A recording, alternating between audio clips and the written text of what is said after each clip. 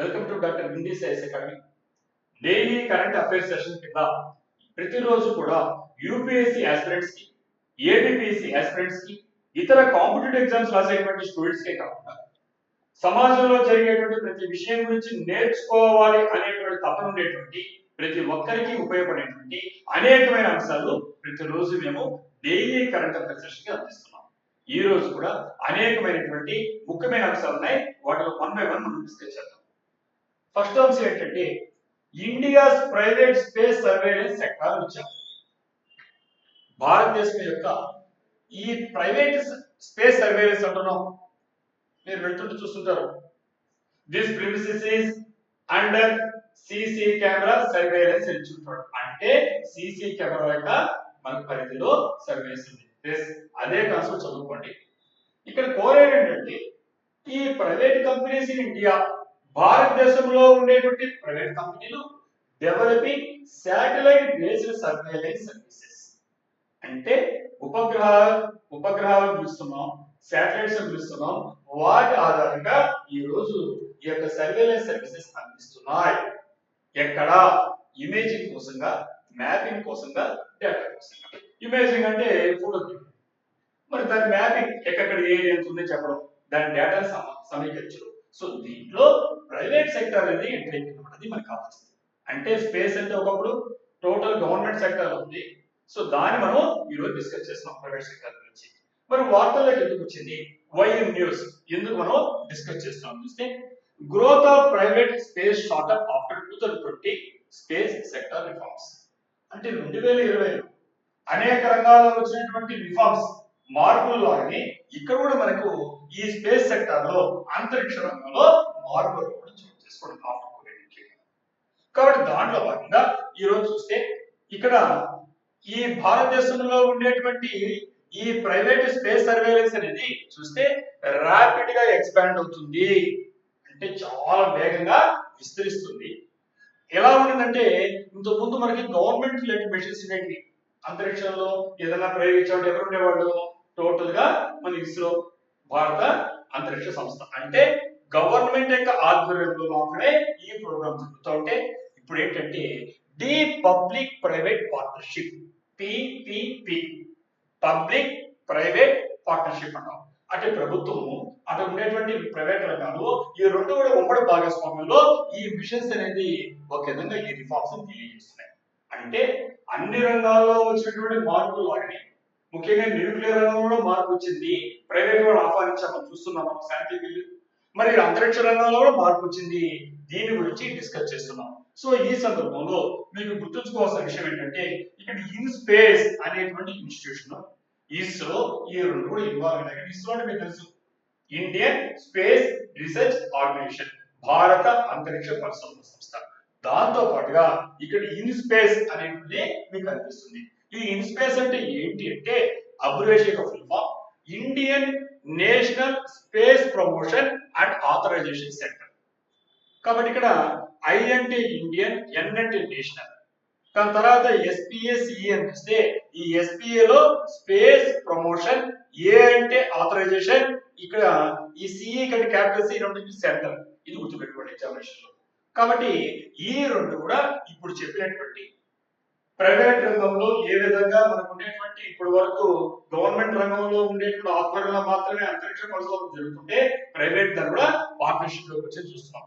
మరి ముఖ్యంగా ఇక్కడ క్యాపబిలిటీస్, దీనికి ఉండేటువంటి సామర్థ్యాలు ఏంటి, ఏరియాస్ ఆఫ్ ఫోకస్, ఏ ఏరియా ఫోకస్ చేస్తే చూస్తే మొట్టమొదటి చూస్తే in orbit snooping or surveillance. In orbit, in orbit అంటే ముఖ్యంగా చెప్పాలంటే ఈ ప్రైవేట్ ఫర్మ్స్ అనేటువంటివి ఈ టెక్నాలజీ డెవలప్ చేస్తున్నాయి. దేని టెక్నాలజీ డెవలప్ చేస్తున్నాయి? ఒక శాటిలైట్ ఎదుగుతుందని ఉపగ్రహం, దాన్ని మానిటర్ చేస్తున్నాయి. అంటే ఎక్కడో ఒక శాటిలైట్ ప్రయోగించుకుంటే ఆ శాటిలైట్ ఎలా ఉంది, ఏ రకంగా ఉంది, ఏ స్టేజ్ ఉంది, ఇవి మానిటర్ చేస్తున్నాయి. సో దాంతో పాటు ఏం చేస్తున్నాయి? Track debris. డెబ్రీస్ అంటే చెత్త చెత్తలు పెరిగిపోతాయి, అంతరిక్షంలో పెరిగిపోతాయి. అవి ఢీకొట్టాయంటే చాలా ప్రమాదకరం. సో కాబట్టి ఆ యొక్క డెబ్రీస్ ఎలా ఉంది, ఎక్కడ ఉంది, ఎంత ఉందని ట్రాక్ చేయడానికి ఉపయోగపడుతున్నాయి. అలాగనే మేనేజ్ స్పేస్ ట్రాఫిక్. మనకి ఎలా మనం ట్రాఫిక్ ఉంటుందో, ఈ ట్రాఫిక్ స్పేస్ లో కూడా ఈ ట్రాఫిక్ ని నిర్వహించడం కోసంగా, ముఖ్యంగా చెప్పాలంటే మన నేషనల్ డిఫెన్స్, జాతీయ భద్రతకు ఉపయోగపడగా ఇలాంటి పనులన్నీ PPP. So public private partnership లో ఈ రోజు ప్రైవేట్ రంగం కూడా భారత అంతరిక్ష రంగంలో కూడా ఎంటర్ అయింది. అందువల్ల న్యూస్ లోకి వచ్చింది. ఎందుకు వచ్చిందంటే ఈ రోజు చూసామంటే మీరు గమనిస్తే ముఖ్యంగా ఈ కీ ప్లేయర్స్ ఉన్నాయి కొన్ని, అంటే ముఖ్యంగా పాత్ర వేసినటువంటి ప్రైవేట్ రంగంలో అంతరిక్ష రంగంలో ఎంటర్ అయినటువంటి కొన్ని ప్రముఖమైన సంస్థలు కొన్ని ఇన్స్టిట్యూట్ చేస్తున్నాం. ఇక్కడ ఈ రోజు స్టార్ట్అప్ అంటే కొత్తగా పెట్టేటువంటి వాళ్ళంటే ఉత్సాహపడతారు అనమాట. ఇలా చూస్తే ఈ పిక్సెల్ కనిపిస్తుంది.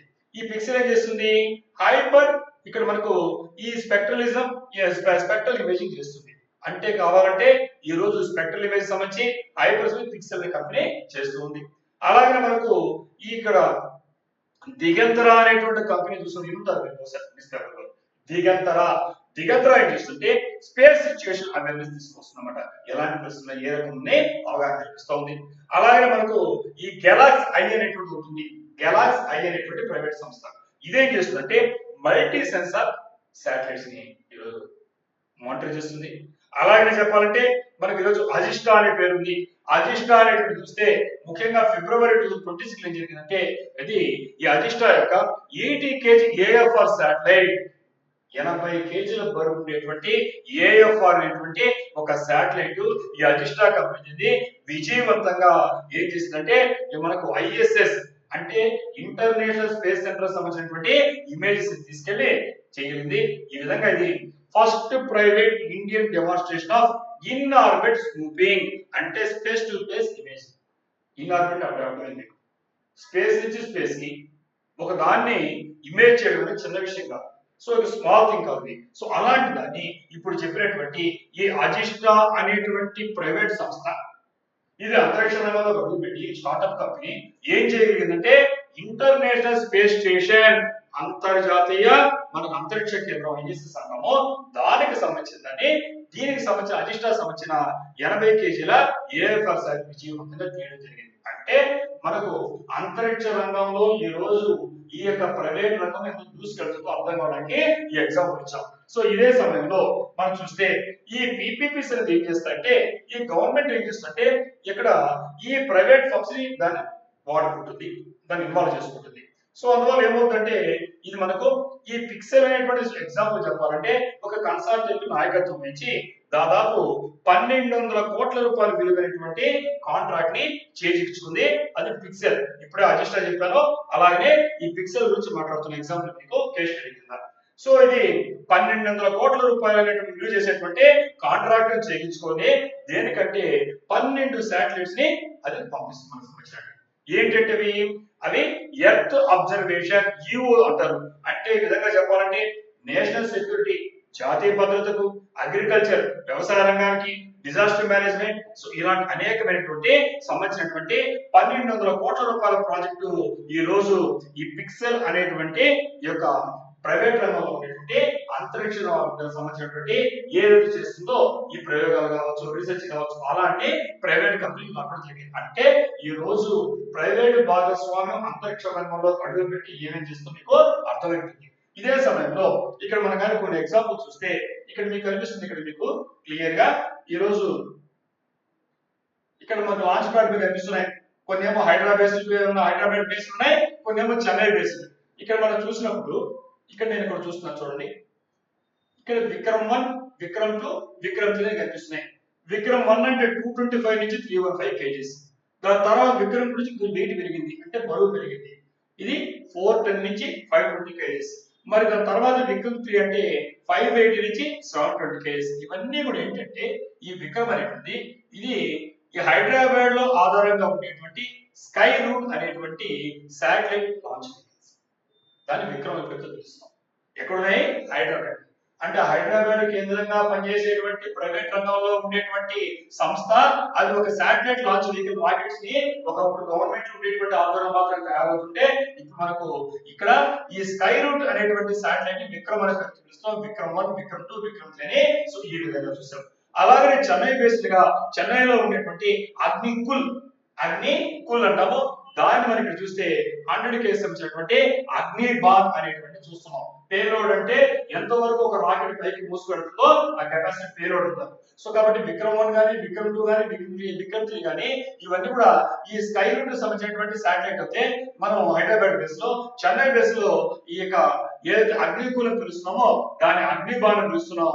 ఈ విధంగా మనం చూస్తే మనకు క్లియర్ గా అర్థమవుతుంది ఈ యొక్క దాంట్లో అంతరిక్ష రంగంలోకి మనం టోటల్ గా ఈ ప్రైవేట్ రంగం ఎంత కీలకమైన పాత్ర వహిస్తుందో గమనిస్తున్నాం. సో అదే సమయంలో ఇక్కడ మనం గమనించినప్పుడు ఇక్కడ ఈ స్పేస్ సెక్టర్ యొక్క ప్రైవేటైజేషన్ ఎప్పుడు జరిగిందంటే 2020. మీకు ఎగ్జామినేషన్ లో గుర్తుపెట్టుకోవడం చెప్పాను నేను. ఆఫ్టర్ COVID-19 గుర్తుపెట్టుకోండి. ఆఫ్టర్ COVID-19 తర్వాత 2020 గుర్తొస్తుంది. అలాగే మనం చూస్తే ఈ టార్గెట్ ఉండేటువంటి స్పేస్ ఎకానమీ ఎంత ఉందంటే ఈ రోజు మనకు ఇక్కడ మనం చూస్తే ఇక్కడ 8 బిలియన్స్ మనకు బిలియన్ డాలర్స్ 2033కి రావాలి. సో ఇది మనకి ఈరోజు స్పేస్ ఎకానమీలో అంటే అంతరిక్ష రంగానికి సంబంధించిన ఆర్థిక వ్యవస్థలో మనకు ఉండేటువంటి టార్గెట్ 8 బిలియన్ డాలర్స్ ఉంది. అలాగే మనం చూస్తే share of surveillance and communication చూస్తే 20% రెవెన్యూ వీటి ద్వారా జనరేట్ అవుతుంది. సో కాబట్టి ఇంతకుముందు చెప్పినట్టుగా ఇక్కడ కంటే ఎక్కువ ఇచ్చేటువంటి పిక్సెల్ కావచ్చు, దిగంతర కావచ్చు, గెలాక్సీ కావచ్చు, అజిస్టా కావచ్చు, ఇలాంటి ఎగ్జామినేషన్ ఇచ్చి మీకు దీన్ని ఐడెంటిఫై చేసినప్పుడు ఇవన్నీ కూడా ప్రైవేట్ రంగంలో ఉండేటువంటి భారతీయ కంపెనీలో, స్టార్ట్అప్ కంపెనీలో ఎంత కీలకమైన పాత్రతో పీపీపీ విధానం వచ్చాయో మీరు ఎగ్జామినేషన్ ఐడెంటిఫై చేయడానికి అవకాశం ఉంటుంది. అలాగే మనం చూసినప్పుడు స్పేస్ బేస్డ్ సర్వేలెన్స్ అంటే use of satellites to monitor earth and space activities. So కాబట్టి ఎర్త్ గానీ స్పేస్ సంబంధించిన యాక్టివిటీస్ ని మనం శాటిలైట్స్ ద్వారా, ఉపగ్రహాల ద్వారా మనము మానిటర్ చేయడాన్ని స్పేస్ బేస్డ్ సర్వేలెన్స్ అంటారు ఎగ్జామినేషన్ లో. సో అలాగే మనకు ఇక్కడ జియోస్పేషియల్ డేటా అంటే లొకేషన్ బేస్డ్ డేటా అంటే మ్యాప్స్ కానీ ఇమేజ్ ద్వారా ఎక్కడ మనము ఏమున్నాయి, ఫిషే కావచ్చు, ఆ ఏరియాలో ఎంత ఫిష్ ఉంది, ఒక అగ్రికల్చర్ పంట ఎంత వేసాము, ఎక్కడన్నా ఫైర్ ఇన్సిడెంట్ జరిగింది, ల్యాండ్ స్లైడ్ జరిగింది. సో ఇలాంటి వాటిలో కీలకమైన మ్యాప్స్ కానీ ఇమేజెస్ చేయడానికి ఈ లొకేషన్ డేటాని జియోస్పేషియల్ డేటా తో పిలుస్తారు. సో అలాగే డేటా లోకలైజేషన్ అంటే data must be stored with in the country. మన భారతదేశంలో ఉండి మన దేశంలో ఉండాలి. సో ఆ విధంగా ఏదైనా సరే ఒక సమాచారాన్ని, డేటాని అక్కడే కానీ ఉంటే అది లోకలైజ్ అయింది కాబట్టి విత్ ఇన్ ద కంట్రీ ఉంటే దాన్ని డేటా లోకలైజేషన్ పిలుస్తారు. ఇంక ఈ రోజు ఎక్స్ప్లెయిన్ చేశాను నేను. సో కాబట్టి ఇక్కడ ఈ సందర్భంగా మీరందరూ కూడా ఎవరైతే కాంపిటేటివ్ ఎగ్జామ్స్ ప్రిపేర్ అవుతారో మీరు 2 విషయాలు గుర్తుపెట్టుకోవాలి. మొట్టమొదటి స్పేస్ పాలసీ 2023ని మీరు చెక్ చేసుకోండి. ఇంత ముందు గతంలో చెప్పాను నేను. సో మళ్ళీ మీరు చెక్ చేసుకొని ఈ యొక్క స్పేస్ పాలసీ 2023ని చెక్ చేసుకోండి. ఇది ఏం చేస్తుందంటే అలౌస్ ప్రైవేట్ పార్టిసిపేషన్. కాబట్టి ప్రైవేట్ పార్టిసిపేషన్ కి ప్రైవేట్ రంగం వచ్చి అంతరిక్షంలో పాల్గొన ఒక ఉండేది కదా అవకాశం. సో మనకి 20లో వచ్చే పాలసీ ద్వారా దాని తర్వాత వచ్చేటువంటి స్పేస్ పాలసీ ఏమవుతుందో 2023లో ఇది ఒకసారి చెక్ చేసుకోండి. సో అలాగే మనకు జియోస్పేషియల్ గైడ్లైన్స్ 21 ఏంటంటే ఇది మనకు ఇక్కడ మనకు ఈ మ్యాపింగ్ డేటాని ఏ రకంగా లెవెలైజ్ చేసి చెప్పింది. సో ఇలాంటి విషయాలు మీరు ఎగ్జామినేషన్ చూసుకుంటూ దాని తర్వాత మనం చూసినప్పుడు ఈ ఇస్రో అనేది యొక్క ఫోకస్ ఏంటి, రీసెర్చ్ చేస్తే మరి ప్రైవేట్ ఫార్మ్స్ ఏం చేస్తే కమర్షియల్ చేస్తారు. 2 విషయాలు గమనించుకోండి. పరిశోధనలన్నీ ISRO Indian space research organisation భారత అంతరిక్ష పరిశోధన సంస్థ యొక్క రీసెర్చ్ పరిశోధన చేస్తుంటే ఇప్పుడు ప్రైవేట్ భాగస్వామ్యంలో పీపీపీ పబ్లిక్ ప్రైవేట్ పార్ట్నర్షిప్ అనే పేరుతో దీంట్లో కమర్షియల్ వర్క్ ఎవరు చేస్తారంటే ఈ ప్రైవేట్ ఫార్మ్స్ చేస్తాయి. అలాగే ఈ శాటిలైట్ డేటాని దేనికి వాడుతున్నారు, ఎప్పుడు చెప్పాను, డిఫెన్స్ లో వాడుతున్నారు, అగ్రికల్చర్ లో వాడుతున్నారు, డిజాస్టర్ లో వాడుతున్నారు. సో కాబట్టి ఎగ్జామినేషన్ నడిచినప్పుడు చెక్ చేసుకోండి. కాబట్టి రక్షణ రంగంలో, వ్యవసాయ రంగంలో ఈ ప్రకృతి వైపరీత్యాలు వస్తే వాటర్ మేనేజ్మెంట్ వాడుతున్నాం. సో అలాగే మనకు ఈ ప్రైవేట్ ఫార్మ్స్ అనేటువంటివి దాని ప్రపంచవ్యాప్తంగా కొన్ని రిస్ట్రిక్షన్స్ లోబడి ఎక్కడ అమ్ముకోవడం కూడా మన డేటా అంటే కొన్ని కండిషన్స్ ఉంటాయి, దాన్ని లోబడి చేస్తాయి. అలాగే డేటా ఎక్స్పోర్ట్ కిట్స్ అనేది సెక్యూరిటీ అప్రూవల్ కావాలి. ఎందుకంటే మనకి ఎందుకంటే భద్రతా పరంగా చాలా ఇబ్బందులు ఉంటాయి కాబట్టి ఆ అప్రూవల్ లోబడి చేసుకోవచ్చు. అలాగే మనకు ఈ స్పేస్ టెక్నాలజీని డ్యూయల్ యూజ్ అంటే 2 రకాలు ఉంటాయి, సివిల్ వాడచ్చు, మిలిటరీ వాడచ్చు. సో కాబట్టి రక్షణ రంగానికి వాడచ్చు, పౌర రంగానికి కూడా చూసాం, అన్ని రకాలు వాడుతున్నాం. సో ఈ విధంగా మనకి ఈ రోజు వార్తల్లో మొట్టమొదటి అంశం కింద India's private space surveillance sector, భారతదేశం అనేటువంటి ఈ రోజు ప్రైవేట్ రంగం కూడా అంతరిక్ష రంగంలోకి ప్రవేశించి పీపీపీ పబ్లిక్ మనకు ప్రైవేట్ పార్ట్నర్షిప్ అనే విధానంలో ముందుకు వెళ్తుంది. ఎగ్జాంపుల్స్ నేను క్లియర్ ఇచ్చాను. ఇది చెక్ ఎగ్జామినేషన్ రావడానికి అవకాశం ఉంది. నెక్స్ట్ సెకండ్ ఐటమ్ ఏంటంటే మనం సైన్స్ అండ్ టెక్నాలజీ డిస్కస్ చేసాము, దాంట్లో స్పేస్ టెక్నాలజీ డిస్కస్ చేసాము. రెండో ఐటమ్ ఏంటంటే ఇక్కడ సిఐఐ, ఇది సి డబుల్ 2 కాదు, 2 కాదు, రోమన్ నెంబర్ 2 కాదు, సిఐఐ. సిఐ అంటే confederation of Indian industry, confederation of Indian industry, CII అంటాం. ఇది ఏం చెప్తుందంటే ఇక్కడ సిఐఏ రికమెండేషన్ ఫర్ ఎంఎస్ఎంఈఎస్ ఇంతకు చెప్పారు. ఎం అంటే మైక్రో, ఎస్ అంటే స్మాల్, ఎం అంటే మీడియం, ఈ అంటే ఎంటర్ప్రైజెస్.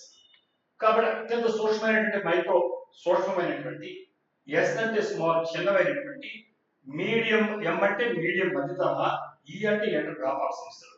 కాబట్టి సూక్ష్మమైన, చిన్నవైన, మధ్యతరగతి చెందినటువంటి వ్యాపార సంస్థలు వాటికి సంబంధించి రికమెండేషన్ ఎవరు చేశారంటే సిఐఐ. సిఐఐ అంటే కాన్ఫెడరేషన్ ఆఫ్ ఇండియన్ ఇండస్ట్రీ. ఈ కాన్ఫెడరేషన్ ఆఫ్ ఇండియన్ ఇండస్ట్రీ ఎందుకు ఈ రోజు మాట్లాడుతున్నామంటే ఇది ఒక 20 పాయింట్ ప్లాన్ ని వెస్ట్ ఏషియా కాన్ఫ్లిక్ట్ ప్రభావం వల్ల, పశ్చిమాసియా సంక్షోభం వల్ల అన్ని రంగాలు ప్రభావితమైనాయి. మరి ఈ రోజు పరిశ్రమ కూడా మనకు ప్రభావితమైంది. కాబట్టి ఇది దేనికి సంబంధించింది? ఈ భారతదేశంలో ఉండే ఇండస్ట్రీకి సంబంధించినటువంటి కాన్ఫెడరేషన్, ఒక సమాఖ్య లాంటి అది కొన్ని ఒక 20 పాయింట్లని ప్రపోజ్ చేసింది. కాబట్టి ఈ రోజు లిస్టులోకి మనం వచ్చింది. మనం ముఖ్యంగా ఈ సిఐ అంటే ఏంటో విషయాలు తెలుసుకుంటే, it is a premier non government non profit industry led business association India. ఇప్పుడు చాలా పదాలు వచ్చాయి మీకు. ఈ premier non government non profit industry led business association India భారతదేశంలో ఉండేటువంటి. కాబట్టి ఇక్కడ మనకు ఇది ఒక బిజినెస్ అసోసియేషన్, అంటే వ్యాపారాలకు సంబంధించినటువంటి ఒక అసోసియేషన్. ఎవరి చేత ఉండేది? Non profit industry. Non profit అంటే వ్యాపార ఉద్దేశంతో లేకుండా ఒక స్వచ్ఛంద సంస్థలాగా మనకి పనిచేస్తుంది. నాన్ గవర్నమెంట్, ప్రభుత్వానికి సంబంధం లేకుండా ప్రముఖమైనటువంటి సంస్థ పేరే confederation of Indian industry. A year లో ఫామ్ అయిందంటే 1895 లో ఇది ఫామ్ అవడం జరిగింది. 1895 లో ఈ సిఐఏ ఫామ్ అయింది. ఇది దేనికోసం వర్క్ చేస్తుందంటే ఈ creates a conducive environment for industrial growth. ఈ పరిశ్రమలు అనేటువంటి అభివృద్ధి చెందాలి, ఇండస్ట్రీలో జరగాలంటే కండసివ్ ఎన్విరాన్మెంట్ అంటే స్నేహపూర్వకమైన అనుకూలమైనటువంటి వాతావరణాన్ని పెంపొందించడానికి, అంతేకాకుండా డెవలప్మెంట్ కోసంగా ఎలా partnering with the government and civil society, అటు ప్రభుత్వానికి ఇటువంటి పౌర సమాజానికి ఈ రెండింటికి సమన్వయం చేసుకుంటూ కలుపుకుంటూ ఒక రకమైనటువంటి స్నేహపూర్వకమైన వాతావరణాన్ని పరిశ్రమలకు ఏర్పాటు చేయడానికి మనకు 1865 లో ఏర్పడినటువంటి ఒక నాన్ ప్రాఫిట్ నాన్ గవర్నమెంట్, ప్రభుత్వానికి సంబంధం లేకుండా లాభాపేక్ష లేకుండా భారతదేశంలో ఏర్పడినటువంటి ఒక సమాఖ్య కాన్ఫెడరేషన్ సిఐఐ అని పిలుస్తున్నాం. అది చేసిన రికమెండేషన్ ఉద్దేశంతో మాట్లాడుతున్నాం. మరి ఈ సిఐ అనేటువంటి 8,000 members from both the private and public sector, అటు పబ్లిక్ సెక్టర్ కావచ్చు, ఇటు ప్రైవేట్ సెక్టర్ కావచ్చు, దాదాపు మనకు 8,000 పైగా ఉండేటువంటి సభ్యత్వాన్ని కలిగి ఉంది. ఇవన్నీ కూడా ఏంటంటే స్మాల్ ఎస్ఎంఈస్.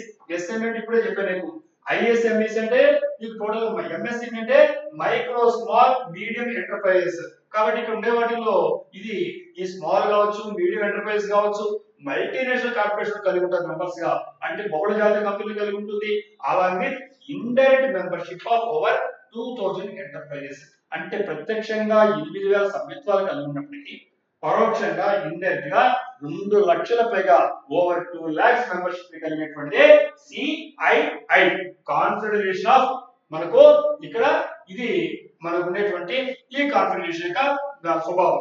మరి దీంట్లో ఉండేటువంటి దాంట్లో ఈ సిఐ గమనిస్తే ముఖ్యంగా ఈ కాంపోనెంట్స్ చూస్తే 20.5 వచ్చింది మనకి. అంతిమ వార్తలో వచ్చింది ఏం చెప్తుంది? 20 పాయింట్ ఫార్ములా. ఈ కాన్ఫెడరేషన్ ఆఫ్ ఇండియన్ ఇండస్ట్రీ ఈ సిఐ ఏం చెప్తుందని 20 పాయింట్ వచ్చింది. దేనికోసం వచ్చింది?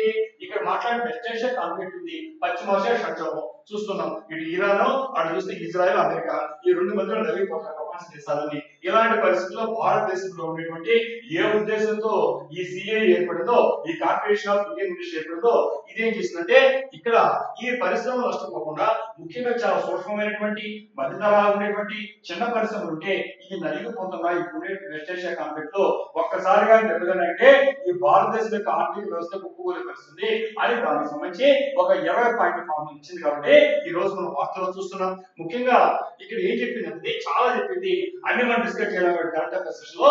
కొన్ని నేను ముఖ్య అంశాలు మాట్లాడుతున్నాను. మొట్టమొదటి క్రెడిట్ అండ్ లిక్విడిటీ సపోర్ట్. ఎందుకంటే ఈ పరిశ్రమలు పట్టగట్టాలంటే మనకు వ్యక్తులు ఎలా అవసరమో ఈ పరిశ్రమలు కూడా కంపల్సరీగా ఒక క్రెడిట్ సపోర్ట్ కావాలి, లిక్విడిటీ సపోర్ట్ కావాలి. ఇది అప్పులు కావాలి కదా, ఇంకా కష్టకాలంలో ఆదుకోవడానికి బిజినెస్ జరగదు. అదే తెచ్చుకోవాలి బయట నుంచి చాలా లక్ష్యం ఎదుర్కొంటాం. వాటికి కావాల్సిన రా మెటీరియల్ కావచ్చు, ఎలక్ట్రిసిటీ కావచ్చు, ఇలా అనేక అంశాలు ఉన్నాయి. దీనికి సంబంధించి అప్పు ఇచ్చేవాడు ఎవరు? సో కాబట్టి ఇలాంటి పరిస్థితుల్లో ఇక్కడ మనకు లిక్విడిటీ కోసంగా, క్రెడిట్ కోసంగా సపోర్ట్ కావాలి. దానికి ఏం చేయాలంటే మొట్టమొదటి ఇక్కడ మనం చూసినప్పుడు ఇక్కడ ఎమర్జెన్సీ క్రెడిట్ లైన్ ఏర్పాటు చేయాలి. అత్యవసరంగా క్రెడిట్ లైన్ అంటే introduction of A conflict linked emergency credit line guarantee scheme అనేటువంటి పథకాన్ని వాడాడు. అంటే కాన్ఫ్లిక్ట్ లింక్డ్ ఏదైతే వెస్ట్ ఏషియా సంక్షోభం ఉందో, ఎక్కడైతే పశ్చిమాంధ్ర సంక్షోభం ఉందో, ఈ సంక్షోభానికి సంబంధించి కంపల్సరీగా మనం ఒక క్రెడిట్ లైన్ గ్యారంటీ స్కీమ్ ఖచ్చితంగా నీ క్రెడిట్ గవర్నమెంట్ మేము ఇస్తాము అని హామీ ఇచ్చేటువంటి ఒక పథకం కావాలి. ఆ విధంగా అది కొలేటరల్ ఫ్రీ వర్కింగ్ క్యాపిటల్ అంటే మనం ఏదైనా అప్పు బ్యాంక్ కూడా ఏం చేస్తాడు, నువ్వు ఏం పెడతావు రాని అంటాడు, దాన్ని కొలేటరల్ సెక్యూరిటీ అంటాం. సో ఎలాంటివి లేకుండా నువ్వు ఖచ్చితంగా ఏవైతే పనులు నడుస్తున్నాయో ఈ భారతదేశంలో ఉండేటువంటి సూక్ష్మమైనటువంటి మధ్య తరహా ఉండేటువంటి కంపెనీలు ఏమవుతున్నాయో ఈ ఆర్థిక సంక్షోభం ఇరుక్కుపోకుండా వాటికి కొలేటరల్ ఫ్రీ వర్కింగ్ క్యాపిటల్ అవి పనిచేయడానికి కావాల్సినటువంటి వర్కింగ్ క్యాపిటల్ ని ఎలాంటి హామీలు లేకుండా, పూచీకత్తులు లేకుండా ఇచ్చేటువంటి ఈ సంక్షోభంకు అవి బతికి కట్టడానికి ఉపయోగపడతాయి. అలాగే ఏం చేయాలంటే లోన్ మారటోరియం, అలాగే రీస్ట్రక్చరింగ్. ఇప్పుడు మనకు అప్పించారు, దీనికి మారటోరియం కావాలి. ఎందుకంటే వెంటనే డబ్బులు ఇచ్చావు, వెంటనే అడుగుతాం ఎక్కడికి వెళ్తాడు, వాడు ప్రొడక్ట్ చేయాలి, మార్కెట్ చేసుకోవాలి, చాలా ఇబ్బందులు ఉంటాయి. ఈ లోపల వాడికి గట్టిగా సతాయిస్తే మన మీద ఇబ్బంది పడతాం వ్యక్తులుగా, ఇండస్ట్రీ చితికిపోతాయి. కాబట్టి వాటికి సంబంధించి లోన్ మారటోరియం ఉండాలి. మారటోరియం అంటే కొంతకాలం పాటు ఇండియా అడగా నేను అని హామీ ఇస్తే అవి స్వేచ్ఛగా వాటి పని అవి చేసుకోతాయి. సో ఆ విధంగా రిస్ట్రిక్షన్ చేయాలి. దానికి కనీసం ఎంత ఉండాలంటే 3 month లోన్ మారటోరియం అంటే కనీసం 3 నెలలు 90 రోజుల పాటు ఇచ్చిన డబ్బులు వాళ్ళ దగ్గర వసూలు చేయకుండా ఏ హ్యాపీగా పనులు చూసుకో అని చెప్తే ఆ ఇండస్ట్రీస్ స్వేచ్ఛగా పనిచేయగలుగుతాయి. సో ఆ విధంగా రీస్ట్రక్చర్ చేయాలి మనము ఈ యొక్క లోన్ ఇచ్చే విధానాన్ని. సో అలాగే చూస్తే RBI special window, reserve bank of India ఏమవుతుందో దానికి ప్రత్యేకమైనటువంటి విండోతో ఒక special refinery facility, refinance facility కావాలి.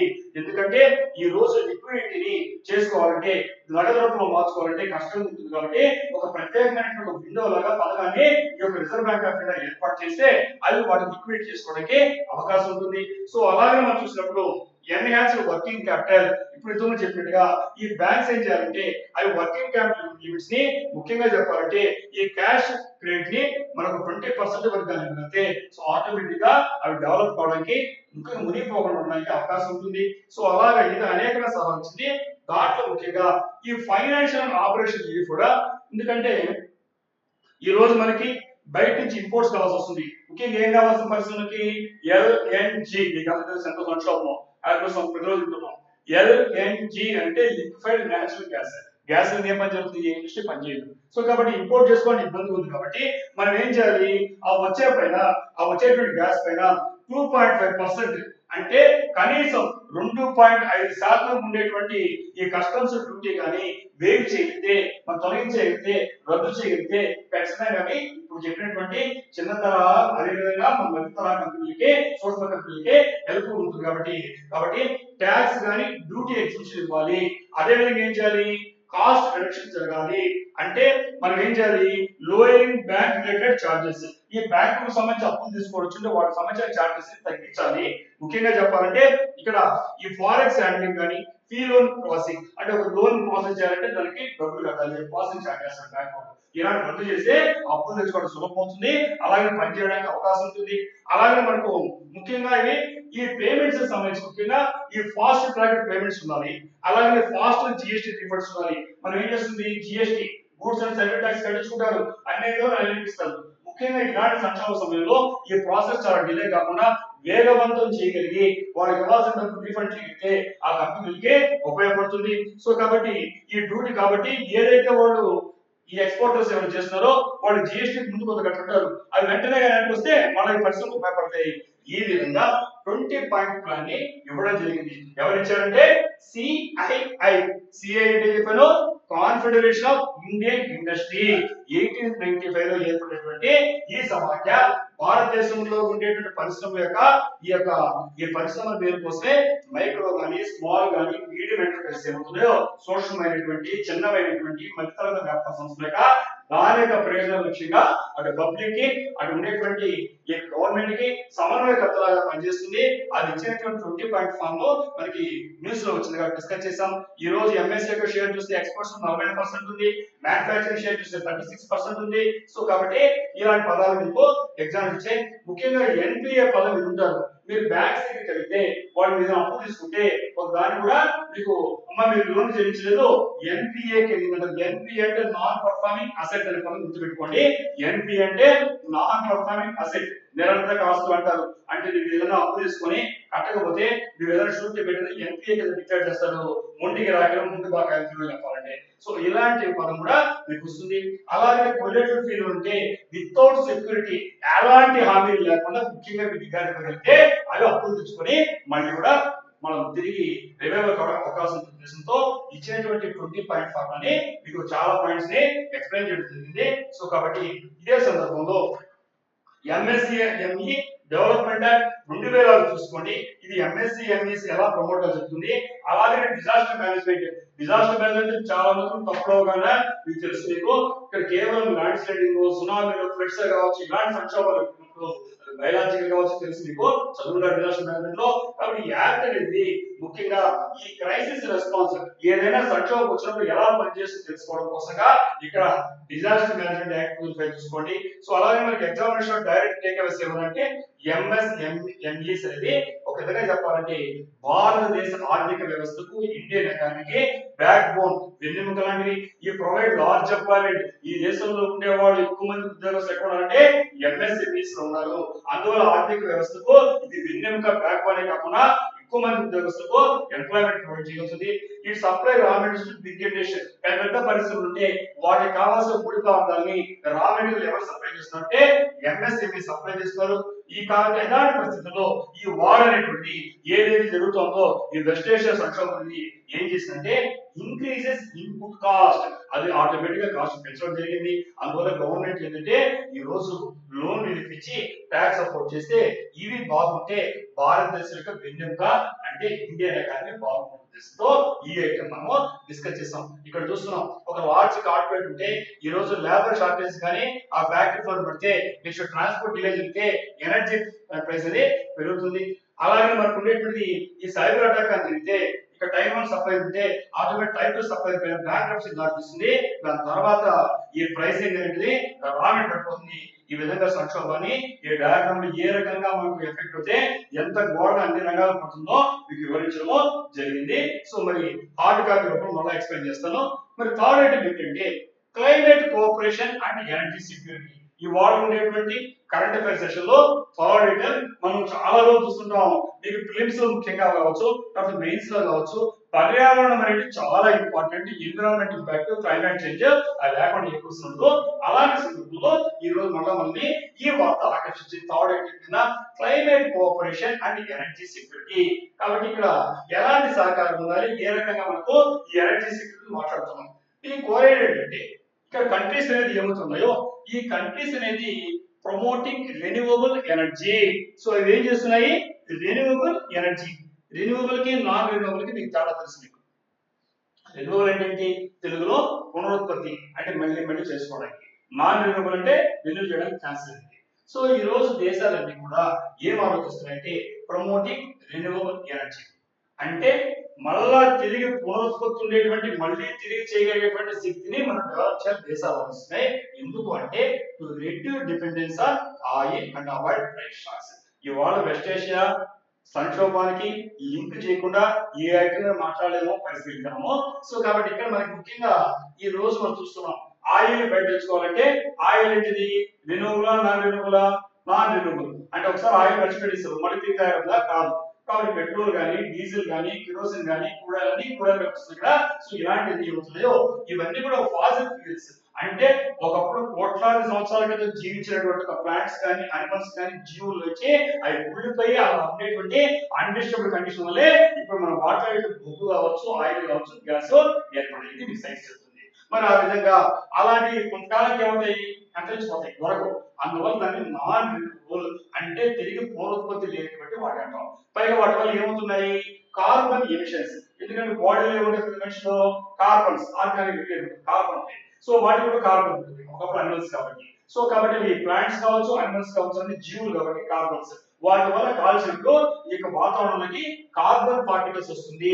అంటే ఈ కార్బన్ అనేది ఈ రోజు మనకు ఈ గ్రీన్ హౌస్ ఎఫెక్ట్ అంటే పర్యావరణానికి ముప్పుగా దాపరించింది. కాబట్టి ఇలాంటి కారణాలతో అటు వెజిటేషన్ స్ట్రక్చర్ వల్ల తెచ్చుకోలేకపోతున్నాం, ఇబ్బంది పడుతున్నాం. పైగా మనకు కార్బన్ ఎమిషన్స్ ఉంటాయి. దీని బదులుగా మనం ఏం చేయాలంటే దేశాలన్నీ ఇక్కడ రెన్యూవబుల్ ఎనర్జీ నాన్ రెన్యూవబుల్ కంటే రెన్యూవబుల్ అంటే మళ్ళీ తయారు చేసేటువంటి వైద్యుని కోరేట.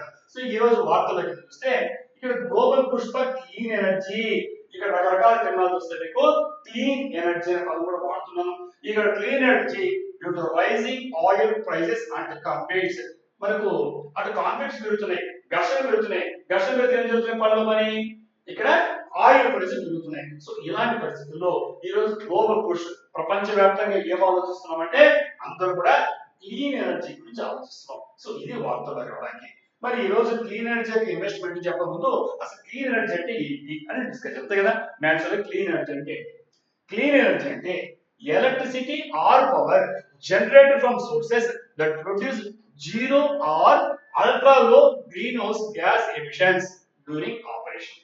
అంటే ఏదైనా పనిచేసేటప్పుడు ఆపరేషన్ అంటే అక్కడ మనకు ఈ greenhouse gas emissions.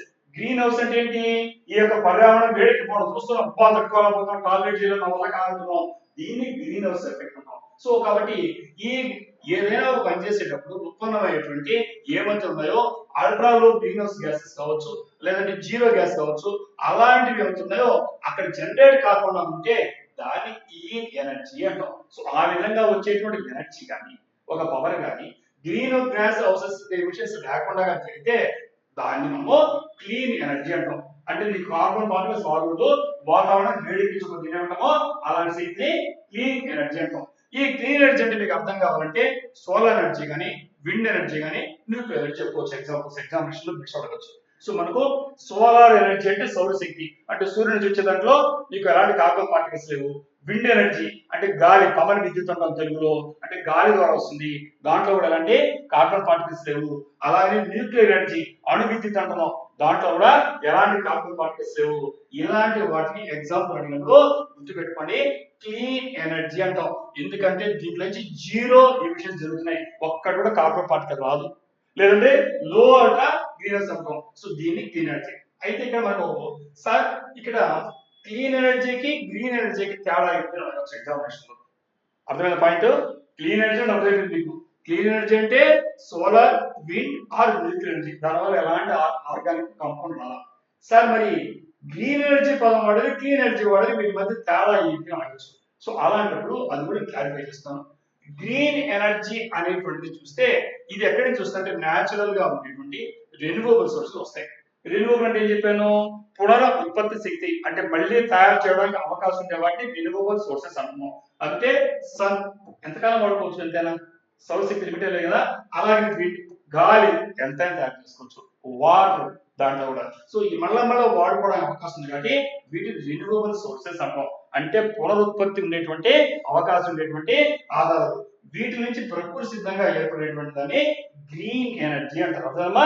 Green energy అంటే పర్యావరణానికి ఎలాంటి హాని కలిగించకుండా మళ్ళా రెన్యూవబుల్ మళ్ళీ తయారు చేయడానికి అవకాశం లేనటువంటి ఇప్పుడు చెప్పిన sun energy or wind energy ఇలాంటి వాటర్ ఎనర్జీ హైడ్రో ఎనర్జీ వీటిని ఏమంటామో గ్రీన్ ఎనర్జీ అంటాం. క్లీన్ ఎనర్జీ అంటే ఏంటి డిఫరెన్స్ తెలియాలి మీకు. క్లీన్ ఎనర్జీ అంటే ఏంటంటే ఇది ఒక ప్రోడక్ట్. అంటే క్లీన్ ఎనర్జీ గ్రీన్ ఎనర్జీ పెద్ద టర్మ్. దీంట్లో రెండు కలిసి ఉంటాయి, రెన్యూవబుల్ ఉన్నాయి నాన్ రెన్యూవబుల్ ఉన్నాయి. రెన్యూవబుల్ అంటే ఏంటి? సన్ కానీ విండ్ కానీ సౌరశక్తి కానీ గాలి కానీ ఇలాంటి మళ్ళా తయారు చేయడానికి రెన్యూవబుల్స్ ఉన్నాయి. దీంట్లో కూడా ఎలాంటి ఇబ్బంది లేదు. వాటి వల్ల మనకు ఆర్గాన్స్ లేదు కాబట్టి అది కూడా క్లీన్ ఎనర్జీ స్వచ్ఛంగా ఉంది. అదే సమయంలో నాన్ రెన్యూవబుల్ అంటే ఇది నో పొల్యూటెడ్ బట్ న్యూక్లియర్ ఏముంది? దాంట్లో ఆర్గాన్స్ లో కానీ ఏంటిది? నాన్ రెన్యూవబుల్ అంటే మళ్ళీ మనం చేయడానికి అవకాశం లేనటువంటి బట్ రెన్యూవబుల్ ఉండేటువంటి కావచ్చు, నాన్ రెన్యూవబుల్. ఎందుకంటే ఒకసారి వాడావు మళ్ళీ తిరిగి తేలిలోకి వచ్చి అట్ట కాదు, అపరిమితంగా వాడదగినటువంటి సన్ కానీ విండ్ కానీ రెన్యూవబుల్ ఎనర్జీ. అలా కాకుండా న్యూక్లియర్ అంటే నువ్వు వాడుతున్న పదార్థాన్ని కానీ దానివల్ల పొల్యూటెంట్స్ లేవు, కలుషితం లేదు, ఆర్గానిక్ లేదు. సో ఇలాంటి నాన్ రెన్యూవబుల్ ఈ రెండు కలిపి క్లీన్ ఎనర్జీ అంటాం. సో గ్రీన్ ఎనర్జీకి క్లీన్ ఎనర్జీకి తేడా మీకు అర్థమైంది అనుకుంటాను. సో కాబట్టి ఈ గ్రీన్ ఎనర్జీ అంటే ఇంతకుముందు చెప్పినట్టుగా రెన్యూవబుల్ సోర్స్ చూస్తే మాత్రమే న్యాచురల్ వస్తే, క్లీన్ ఎనర్జీ అంటే రెన్యూవబుల్ కావచ్చు, నాన్ రెన్యూవబుల్ కావచ్చు. దాని మనము ఇక్కడ క్లీన్ ఎనర్జీ రైట్. ఇదే సందర్భంలో అసలు ఈ మొత్తాన్ని కలిసి ఇదంతా పర్యవేక్షించడానికి అసలు డిస్కస్ చేయడానికి ఇంటర్నేషనల్ ఈవెంట్ ఎగ్జామినేషన్ మీకు తెలిసిందే. లిమ్స్ కావచ్చు, మెయిన్స్ కావచ్చు, దీంట్లో వచ్చి క్వశ్చన్స్ రాకుండా వచ్చే సమస్య లేదు, మరి అదే తెలుసు. కాబట్టి క్లైమాటిక్ చేంజ్ అనేది సంబంధించి మనం ఈ రోజు మన ముఖ్యమైన అంశాలు మీకు ఆల్రెడీ డిస్కస్ చేస్తుంటారు మీ రెగ్యులర్ క్లాసుల్లో, అయినా కూడా కరెంట్ అఫైర్స్ సెషన్ కింద కొన్ని దాన్ని మాట్లాడుతున్నాం. సిఓపి అనే పదం మీకు కనిపిస్తుంది. ఏంటిది? సిఓపి. సిఓపి అంటే conference of the parties. Conference of the parties ని మనం సిఓపి అనే పేరుతో పిలుస్తాం.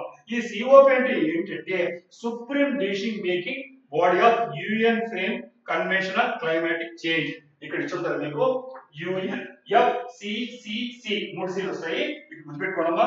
ఈ యుఎన్ఎఫ్సిసి అంటే ఒక క్లైమేట్ బాడీ.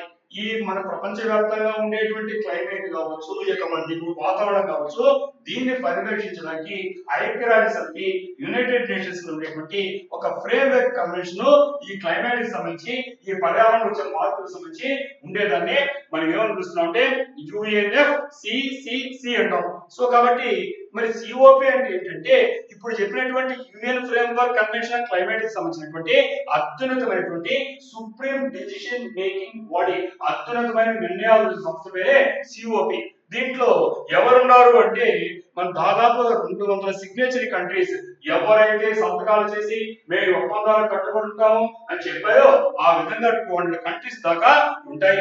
ఇవి ఏం చేస్తాయంటే ప్రతి సంవత్సరం కూడా యాన్యువల్ గా అవి కలిసి కూర్చొని ఏదో ఒక దేశంలో కూర్చొని సమావేశమై అవి డిస్కస్ చేస్తాయి. Negotiate actions to limit global warming అంటే ఈ ప్రపంచం వేడెక్కిపోతే పర్యావరణంలో వచ్చేటువంటి ఉత్పాదాలు మనం చూస్తున్నాం. ఈ ప్రపంచం మానవాళికే కాకుండా మొత్తం ప్రపంచం మనుగడికే అన్ని జీవులకు ఇబ్బంది అవుతుంది. ఇది గ్రీన్ హౌస్ ఎఫెక్ట్, వాతావరణం వేడెక్కిపోతుంది. దీన్ని ఏం చేయాలి అని డిస్కస్ చేయడానికి ఏవైతే అందరూ బాధ్యత వహిస్తామని సంతకాలు పెట్టాయో అవి 200 పైగా దేశాలు సంవత్సరానికి ఒక దేశంలో సమావేశం అవుతాయి.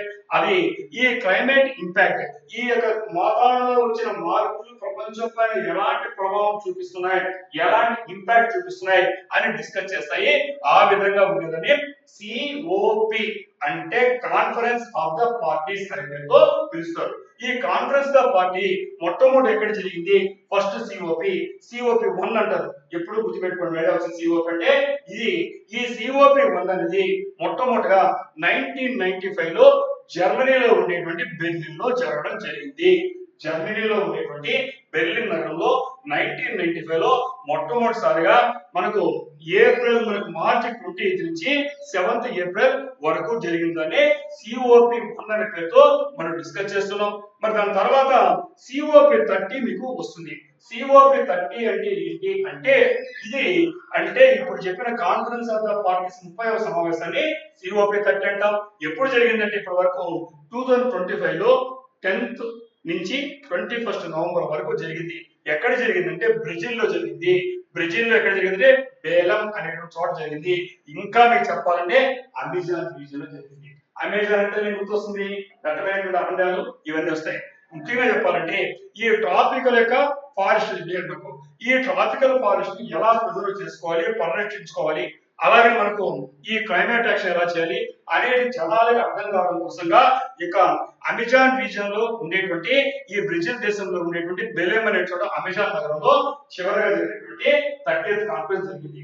దాని తర్వాత రాబోయే కాన్ఫరెన్స్ ఏమంటామంటే COP31 అంటాం. ఏమంటామో COP31 అంటాం. ఈ COP31 అనేది ఇప్పుడు జరుగుతుంటే మనం 2026 ఉంటుంది 26 లో మనకు నవంబర్ 9th నుంచి 20th వరకు జరుగుతుంది. ఎక్కడ జరుగుతుందంటే టర్కీ దేశంలో జరుగుతుంది. టర్కీ దేశంలో ఏ ప్లాన్స్ అంటే ఇక్కడ మనకు అంటాలియా అంటారు. ఆ టర్కీ దేశంలో ఉండే అంటాలియా అనే నగరము ఎందుకంటే చాలా కాంపిటీషన్ జరిగిన దానికి మేము వస్తామంటే వేరే స్మాలెస్ జరగాలంటే అదైతే ప్రతిష్టాత్మకంగా కాంపిటేటివ్ బిడ్ లో పాల్గొన్నటువంటి ఈ టర్కీ దేశము తను అంటాలియా అనేటువంటి ఆస్వాదించే నగరాన్ని ఎంచుకోవడం జరిగింది. ఎందుకంటే ఇక్కడ మనకు ఈ ట్రిపుల్ ఎమర్జెన్సీ ఎకానమీస్ ఈ రోజు ఆవిర్భవిస్తున్నటువంటి నూతనమైనటువంటి ఆర్థిక వ్యవస్థలకి ఈ టర్కీ దేశం ప్రాతినిధ్యం వహిస్తుంది. ముఖ్యంగా it promote solidarity between rich and poor nations in climate. కాబట్టి ఈ క్లైమేట్ ఈ యొక్క పర్యావరణాన్ని పరిగణించుకోవడంలో ధనిక పేద దేశాల మధ్య తారతమ్యం లేకుండా అందరికీ బాధిస్తుంది అని చెప్పడం కోసమే ఈ టర్కీ అత్యంత ప్రతిష్టాత్మకమైనటువంటి ఈ యొక్క COP31 కి ఆతిథ్యం ఇస్తుంది. సో COP అంటే ఏం చెప్పాను మీకు, conference of the parties. COP first ఎక్కడ జరిగింది, ఇక్కడ మీకు గుర్తుంటే జర్మనీలో బెర్లిన్ లో 1995 జరిగింది. దాని తర్వాత లాస్ట్ ఏంటి COP30 జరిగింది 25 లో. ఇది జరగబోయేది మన 26 లో ఉన్నాము. ఈ లోపల మీరు ఎగ్జామ్ రాసేవాడు అనుకుంటే ఇక్కడ అమెరికా జరగలేదు, నెక్స్ట్ రాసేవాడికి మనకు వస్తుంది COP31 ఎక్కడ జరుగుతుంటే టర్కీలో. సో ఈ విధంగా పర్యావరణానికి సంబంధించినటువంటి అనేకమైన ముఖ్య అంశాలు మనము ఇంతకుముందు కూడా డిస్కస్ చేసాం, మళ్ళీ కూడా డిస్కస్ చేద్దాం. మరి ఈ నెక్స్ట్ ఇష్యూ ఏంటంటే ఇక్కడ మీకు అందరూ కూడా ఏంటంటే సామాన్య జనానికి కూడా ఇంట్రెస్టింగ్ ఉండే కొన్ని అంశాలు ఉన్నాయి, ఎందుకంటే టెక్నికల్ పదాలు కాకుండా. సో అలాంటి అంశాల్లో ఒక ఐటమ్ మనకు కనిపించింది ఆకర్షణగా. అది ఏంటంటే ఇది భద్రతకు సంబంధించినటువంటి ఇంటర్నల్ సెక్యూరిటీకి, అటు ఇంటర్నేషనల్ రిలేషన్స్ కి, అటు మన పర్యావరణానికి అన్నిటికీ సంబంధించినటువంటి అంశం మనకి ఆకర్షించింది. అది సామాన్య జనాలకు ఇంట్రెస్ట్ ఏంటంటే BSF బార్డర్ సెక్యూరిటీ ఫోర్స్ ఏమవుతుందో అది రెప్టైల్ డిప్లాయ్మెంట్ ప్రపోజల్. మామూలుగా ఏం చేస్తారు, సైనికులు పెడతారు, ఇలా పెడతారు, మరి చూస్తున్నాం ఇక్కడ పెట్టి వాళ్ళు ఇలా బార్డర్ సెక్యూరిటీ ఫోర్స్ ఉంటుంది. బార్డర్స్ అంటే సరిహద్దులు, అంటే ఒక దేశానికి మధ్య ఉండే సరిహద్దుల్ని కాపలా కాసే వాళ్ళు సైనికులు ఎలా ఉంటారో ఆ మనం పారామిలిటరీ చూస్తాం, ఇలా ఉంటాయి ఫెన్సింగ్ తో. అయితే ఇక్కడ ఈ బార్డర్ సెక్యూరిటీ ఫోర్స్ ఏమవుతుంది, దాని విభాగాలు డిస్కస్ చేశాను. మరి ఈ విభాగం ఏం చేసిన ప్రపోజ్ చేసిందంటే రెప్టైల్స్ వాడదాం. రెప్టైల్స్ అంటే లిజార్డ్స్ అంటే పాకెట్ జంతువులు, అంటే పొట్టతో బాగుతాయి కదా క్రీపింగ్, వాడిని రెప్టైల్స్ అనే పేరుతో మనం పిలుస్తాం బయాలజీలో. అలాంటి దానికి మొసళ్ళు, క్రోకడైల్స్ కానీ, పాములు, స్నేక్స్ కానీ, మీ గోడల మీద బల్లు పెట్టాలి. ఇప్పుడు లిజార్డ్స్ రెప్టైల్స్ వాటి చెప్పలేదు. ఈ క్రోకడైల్స్, మొసళ్ళు కానీ, పాములు కానీ మనం మోహరిస్తాం ఎవరిని కాపాడడానికి, విదేశాల నుంచి కానీ చొరబాటుదారులు ఈ భారతదేశంలో రాకుండా. అంటే ఇంటర్నల్ సెక్యూరిటీకి, ఇంటర్నేషనల్స్ కి, పర్యావరణానికి సంబంధించిన అంశం కాబట్టి నేను ఇక్కడ డిస్కస్ చేస్తున్నా. సామాన్య జనం కూడా ఆకర్షించింది కాబట్టి ఇక్కడ ముఖ్యంగా ఈ బార్డర్ సెక్యూరిటీ ఏమవుతుందంటే ఈ రెప్టైల్స్ ని ఒక డిటరెంట్ ఆటంకంగా unfenced river areas India Bangladesh border, అటు ఇండియాకి బంగ్లాదేశ్ కి ఉండే సరిహద్దుల్లో ఎక్కడైతే మనం అన్ఫెన్స్డ్ అంటే ఫెన్సింగ్ లేకుండా ఉండే రివర్ ఏరియాస్ ఉన్నాయి, నదీ ప్రాంతం ఫెన్సింగ్ నీరాపోతున్నాం అక్కడ, జియోగ్రఫికల్ కావచ్చు, ఇతర రకాల నీరాపోతున్నాం అక్కడ. సో అలాంటి పరిస్థితి ఏం చేద్దామంటే ముసలి వచ్చేసి పాములు వేస్తే రాడు కదా, సినిమాలు చూస్తుంటాం, అంటే ఇక్కడ వెళ్ళాలంటే చాలా కష్టంగా ఉంటుంది. సో ఆ విధంగా ఆలోచన చేసింది కాబట్టి ఇది మీకు ఎగ్జామినేషన్ ఇలాంటివి రావడం ఉంది కాబట్టి ఇక్కడ నేను డిస్కస్ చేస్తున్నాను. మరి వై న్యూస్ అంటే proposal to use crocodiles or snakes in river water gaps.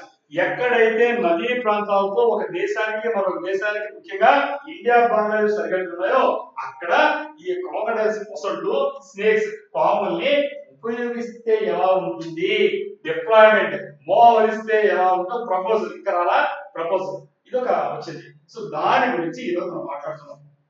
ఏం మాట్లాడినప్పుడు ఇక్కడ మనకు అసలు ఈ BSF గురించి ఒకసారి మనం చూస్తే ఈ BSF అనేది ఏం చేస్తుందంటే ఈ బార్డర్ సెక్యూరిటీ ఫోర్స్ చెప్పేటప్పుడు నేను ఈ బార్డర్ సెక్యూరిటీ ఫోర్స్ ఏం చెప్తుందంటే ఈ బంగ్లాదేశ్ కి వీటికి సంబంధించి చాలా కష్టంగా ఉంది మనకి, ఎందుకంటే ఈ ఫెన్సింగ్ అంతా సరిచోట వేయలేము అంటే డబ్బుల గురించి సమస్య, అక్కడ ఫెన్సింగ్ వేద్దామంటే కుదరదు. ఎందుకంటే అలాంటి పరిస్థితుల్లో మరి వనరబుల్ ఉండేటువంటి రివర్ ఈ నదితో ఉండేటువంటి ఈ మార్షల్ గ్యాప్స్, పొదలు రకరకాలు ఉంటాయి అన్నమాట, ఫెన్సింగ్ కుదరదు అన్నమాట వేయడానికి. అలాంటి ప్రాంతాల్లో లేకపోతే వాడు ఈదుకొని ఒకటి చేస్తున్నాడు, దీన్ని ఎలా కాపాడుకోవాల్సి కష్టంగా ఉందంటే అప్పుడు ఏం చేశారంటే ఈ BSF ఒక ప్రపోజల్ పెట్టింది. ఆ ప్రపోజల్ గురించి ఈ రోజు మనము డిస్కస్ చేస్తున్నాం.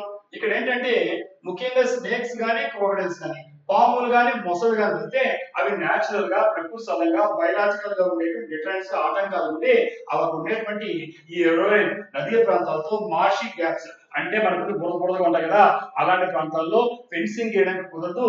ఎందుకంటే అక్కడ శాశ్వతంగా చాలా ఎక్కువ జియోగ్రఫికల్ గా కావచ్చు ఆపరేషన్ కూడా అన్ఫీజిబుల్ ఉన్నాయి. ఫెన్సింగ్ వేయడానికి డబ్బులు లేక కాదు, వేయడానికి ఆచరణ లేక ఉన్నాయి భౌగోళిక ప్రాంతం. అలాంటి సెన్సిటివ్ ప్రాంతాలు మొదలుగా ప్రపోజల్ పెట్టింది. ఎందుకంటే మనం టోటల్ గా చూస్తే 4096 కిలోమీటర్లు సరిహద్దు ఇండియాకి బంగ్లాదేశ్ కి 4096 కిలోమీటర్స్ ఉంటే 175 కిలోమీటర్స్ ఇట్టి పరిస్థితుల్లో మనకి వాటర్ వేయడానికి ఫెన్సింగ్ వేయడానికి కుదరదు. సో ఫెన్సింగ్ వేస్తే రక్షించుకోగలం కాపలా కాసు. ఫెన్సింగ్ వేయడానికి కుదరదు అక్కడ భౌగోళికంగా చూసినా కానీ అక్కడ బురదగా ఉంటది నది అనమాట. సో అక్కడ కష్టంగా ఉంది, అక్కడి నుంచి చేస్తాం చొరబాటు. సో అప్పుడు ఏం చేయాలి మనము, అక్కడ మనము ఈ 175 కిలోమీటర్స్ ఏమవుతున్నాయో ఈ 175 కిలోమీటర్స్ కాపాడుకోవాలంటే ఈ రకంగా చేస్తే ఎలా ఉంటుంది అని ఆలోచన వచ్చింది. సో ముఖ్యంగా ఇది ఎలా వచ్చిందంటే ఈ వార్త బయటికి ఒక సోర్స్ ఆఫ్ ద మీటింగ్ ఏంటంటే మినిస్ట్రీ ఆఫ్ హోమ్ అఫైర్స్. మనకు తెలుసు హోమ్ అఫైర్స్ అనేది చాలా ఇంపార్టెంట్. ఇది ఏం చేసిందంటే ముఖ్యంగా మీటింగ్ పెట్టింది. ఆ మీటింగ్ లో ముఖ్యంగా హై లెవెల్ మీటింగ్ జరిగిందమ్మా 2026 లో ఫిబ్రవరి 9 హై లెవెల్ మీటింగ్ అత్యున్నత స్థాయి మీటింగ్ జరిగింది. దాని ఎవరున్నారంటే నాయకత్వం వహించింది ఈ బార్డర్ సెక్యూరిటీ ఫోర్స్ ఎవరు చెప్పారో దానికి సంబంధించిన డైరెక్టర్ జనరల్ నాయకత్వం వహించారో ఆయన ఆధ్వర్యంలో అత్యున్నత అధికారులు ఎలా చేయాలి, ఏ రకంగా చేయాలి వచ్చేస్తారు వీళ్ళు అంటే అప్పుడు ప్రపోజ్ వచ్చింది. ఒక పని చేస్తే ఎలా ఉంటుంది సార్, అక్కడ మనం ఫేసింగ్ అయినా కుదరడం లేదు కానీ మొసళ్ళు ఒకటి స్నేక్స్ అని వదిలేసి ఎలా ఉంటుందో ప్రపోజ్ చేస్తే అది వార్తలకు రావడం జరిగింది. అది మనం డిస్కస్ చేస్తున్నాం. ఇక్కడ టార్గెట్ ఏరియాస్ ఏంటంటే ఈ porous river stretches especially Sundarbans and areas of West Bengal, Assam and north east where rivers light మనకు ఇచ్చిమతి అలాగే రాయమంగల్ అలాగే హరిబంగా ఇవి కన్వెన్షనల్ ఫెన్సింగ్. కన్వెన్షన్ అంటే సాంప్రదాయబద్ధంగా వేసేటువంటి ఫెన్సింగ్ చూసాం. అలాంటి ఫెన్సింగ్ ఆటంకానికి కలిగిస్తూ ఈ ఇచ్చమతి అనేటువంటి నది కానీ రాయబంగాల్ నది కానీ హరిబంగా నది కానీ ఇలా ఎక్కడ అంటే ఈ సుందర్బాన్స్ తెలుసు మీకు వెస్ట్ బెంగాల్ కాబట్టి ఈ సుందర్బాన్స్ కావచ్చు అలాగే అస్సాం కావచ్చు నార్త్ ఈస్ట్ లో చాలా కష్టంగా ఉన్నది. అక్కడి నుంచి చొరబాటుదారులు ఈ భారతదేశంలోకి మనకు ప్రవేశిస్తారు అనే దాంతో ఈ టార్గెట్ ఏరియా పోరస్ అంటే నేను ప్రవేశించడానికి రంధ్రాల వచ్చేట అవకాశం ఏంటన్నమాట. ఇలా ఉంటే చేద్దాం. మరి ఆబ్జెక్టివ్ ఏంటి అంటే టు ప్రివెంట్ ఇల్లీగల్ ఇన్ఫిల్ట్రేషన్ అక్రమంగా చొరబాటు చేయమని ఆపడము. అలాగే మనం ఏం చేయొచ్చు హ్యూమన్ ట్రాఫికింగ్. ఈ రోజు చూస్తున్నాం మానవుల యొక్క అక్రమణ చాలా ఇంపార్టెంట్ టాపిక్ మనకు. కాబట్టి ఇల్లీగల్ గా చట్ట వ్యతిరేకంగా ఇన్ఫిల్ట్రేషన్ చొరబడుతున్నారు. హ్యూమన్ ట్రాఫికింగ్ మానవ అక్రమణ జరుగుతుంది. క్రాస్ బార్డర్ స్మగ్లింగ్ ఒక దేశం నుంచి ఇంకో దేశానికి ఇప్పుడు చెప్పినట్టు మాదక ద్రవ్యాలు కావచ్చు, గంజాయి కావచ్చు, మత్తు మందులు కావచ్చు, అవయవాలు మార్పిడి జరుగుతున్నాయి, ఆయుధాలు మార్పిడి జరుగుతున్నాయి. సో ఈ విధంగా మనకు హ్యూమన్ ట్రాఫికింగ్ తో పాటుగా ఈ యొక్క స్మగ్లింగ్ అనేది ఏ రకంగా కావచ్చు. సో ఇలాంటి జరుగుతున్నాయి. ఇది కష్టంగా ఉంది. ఎందుకంటే ఇలాంటి అనుకుంటారు వాడు ఇచ్చేవాడు. సో కాబట్టి దీన్ని ఏం చేయాలి, చాలా సీరియస్ ప్రాబ్లం ఆలోచనలో ఈ రోజు మరి ఈసారి అమలు పరిచారంటే కరెంట్ ఎలా ఉందంటే ప్రిలిమినరీ ఫీజిబిలిటీ స్టడీ స్టేజ్ లో ఉంది. అంటే ప్రాథమికంగా స్టడీ స్టేజ్ లో ఇంకా ఇంప్లిమెంట్ చేయదు, అయినా ప్రపోజల్ కి ఆకర్షిస్తుంది. మరి సేఫ్టీ రిస్క్ ఏంటి అని చూస్తే ఇది చెయ్యి మొదలడం బాగానే ఉంది. ఏమవుతుందని చెప్పాము, స్నేక్స్ ని క్రోకడైల్స్ ని పావుల్ని మొసలిని. అయితే అక్కడ ఉండేటువంటి లోకల్ విలేజ్ ఎవరుంటారో ఈ ఫిషర్ మ్యాన్ అంటారో వాళ్ళకి ప్రమాదకరంగా మారుతాయి. అంతే కదా, మొసళ్ళు వాళ్ళకి శత్రువుల కోసం వదిలేమో అవి లోకల్ ఉండే వాళ్ళు స్థానికంగా అక్కడే ఉంటాయా, బయట వచ్చేస్తాయి. అప్పుడు ముఖ్యంగా ఫ్లడ్స్ వస్తే వరదలు వస్తే అవి అక్కడ ఉండేటువంటి వాళ్ళకి స్థానికంగా ఉండేటువంటి ఫిషర్ మ్యాన్ చేపలు పట్టిన వాళ్ళకి కానీ విలేజెస్ కానీ ప్రమాదం పడుతున్నాయి. సేఫ్టీ రిస్క్ కనిపిస్తుంది. సెకండ్ ఆపరేషన్ రిస్క్ కనిపిస్తుంది. అవును అంతా బాగానే ఉంది. ఈ వైల్డ్ అనిమల్స్ అనేటువంటి దాన్ని ఎలా ప్రొక్యూర్ చేయాలి, నువ్వు మొసళ్ళు అంటే ఏమన్నా జోలు గొర్రెలు అలసిపోయడానికి. సో కాబట్టి ఎలా ప్రొక్యూర్ చేయాలి, వాటి ఎలా మెయింటైన్ చేయాలి, ఎలా కంట్రోల్ చేయాలి. అరే మనుషులు కంట్రోల్ చేయడానికి కష్టం ఉంది. వైల్డ్ అనిమల్ సినిమాలు చూపించడానికి తెచ్చుకోవడం బాగా త్రిపుల్ సినిమా కాదు కదా మరి సినిమాలు ఇక్కడ కాదు. సో కాబట్టి ఎలా తెచ్చుకోవాలి, ప్రొక్యూర్ చేయాలి, ఎలా మెయింటైన్ చేయాలి, ఎలా కంట్రోల్ చేయాలి వైల్డ్ అనిమల్స్ ని. ఎందుకంటే గాడ్స్ లాగా వాడతాము. గాడ్స్ అంటే వాటికి ఎంత పాకిస్తాం స్నేక్స్ కి అన్నా క్రోకడైల్స్ కి. సో ఈ యొక్క సరిహద్దులు రక్షించడానికి వాటి గాడ్స్ లాగా రక్షకులాగా వాడుకోవాలంటే అసలు కష్టంగా ఉంది. ఎలా ప్రొక్యూర్ చేయాలి, ఎలా మెయింటైన్ చేయాలి, ఏ రకంగా వాటిని కంట్రోల్ చేయాలి. అలాగనే ఎన్విరాన్మెంట్ ఇంపాక్ట్ కనిపిస్తామా. ఎందుకంటే ఈ రోజు 1-2గా చెప్పేది అంత నీకు 175 కిలోమీటర్లు దాన్ని రక్షించాలంటే నువ్వు ధైర్యంగా వాటిని అప్పగిస్తున్నావు అంటే చాలా లార్జ్ నంబర్ లో కావాలి. అంత లార్జ్ నంబర్ లో తెచ్చిన తర్వాత అవి అక్కడ లోకల్ గా ఉండేటువంటి ఈకో సిస్టమ్ ని దెబ్బతీస్తాయి. పర్యావరణానికి న్యాచురల్ గానే ప్రకృతి ఏవి ఎంత ఉందో అంతే ఉన్నాయి. ఆ విధంగా పర్యావరణం బ్యాలెన్స్ అయింది, అంటే సమతుల్యత ఉంది. ఇప్పుడు ఎలుకలు ఎన్ని ఉన్నాయి, దాన్ని తినేటువంటి పిల్లులు ఎన్ని ఉన్నాయి, ఈ విధంగా ప్రకృతిలోనే ఒక సమతుల్యత, ఈక్వల్ బ్యాలెన్స్ అంటాం. ఈ లార్జ్ నంబర్ లో ఈ విధంగా ప్రెడేటర్స్ తీసుకొచ్చి వదిలిపడేస్తే దాని తర్వాత పర్యావరణం తింటే అప్పుడు దాన్ని ఏం చేస్తావు, ఎన్విరాన్మెంట్ ఇంపాక్ట్ అనేది డిస్కషన్ జరుగుతుంది. అలాగే హ్యూమానిటేరియన్ కన్సర్న్, ఎందుకంటే ఈ రెప్టైల్స్ చెప్పిన క్రోకడైల్స్ మొసళ్ళు కానీ లేదంటే పాములు స్నేక్స్ కానీ అవి వాటికి తెలియదే పాపం, ఇంట్రోడర్స్ చొరబాటు తెలియరు, సివిల్ చేశారు, పౌరులు ఎవరు బయట పట్టేస్తారు కదా, ఐడెంటిఫికేషన్ అంటే ఇలాంటి అనేక కన్సర్న్స్ ఉన్నాయి. ఎనీవే ఇది ఒక ప్రపోజ్ అయినప్పటికీ ఈ రోజు మనం ఆకర్షించింది ఇలాంటి ఎగ్జామినేషన్ అడిగినప్పుడు ఏ దేశం యొక్క సరిహద్దు గురించి అడిగితే రాస్తారు, ఎక్కడ ప్రపోజల్ రాస్తారు, దీంట్లో ఏం పెట్టాలని అనిమల్స్ రాస్తారు, వాటి రిస్క్ ఫ్యాక్టర్ రాస్తారు, ఇలాంటి ఎగ్జామినేషన్ లో చూసుకోండి. మరి ఇంకొక issue, fifth issue, Ladakh tourism 6th schedule demand. Ladakh tourism ఇది ఆంథ్రోపాలజీలో మీరు డిస్కస్ చేశారు, ఇండియన్ పార్టీలో డిస్కస్ చేశారు, జనరల్ విషయంలో డిస్కస్ చేశారు, ఇక్కడ మళ్ళీ డిస్కస్ చేస్తున్నాం. ఎందుకంటే ఈ లడక్ అనేటువంటి టూరిజం సంబంధించి 6th షెడ్యూల్ లో చేర్చినటువంటి ఇష్యూస్ ఉన్నాయి. ఒకటేమో లడక్ టూరిజం, రెండేమో 6th షెడ్యూల్. ఈ రెండు లింక్ అప్ ఉండేటువంటి టాపిక్స్. దీనికి సంబంధించిన డిమాండ్ గురించి ఈ రోజు మనం డిస్కస్ చేస్తున్నాం.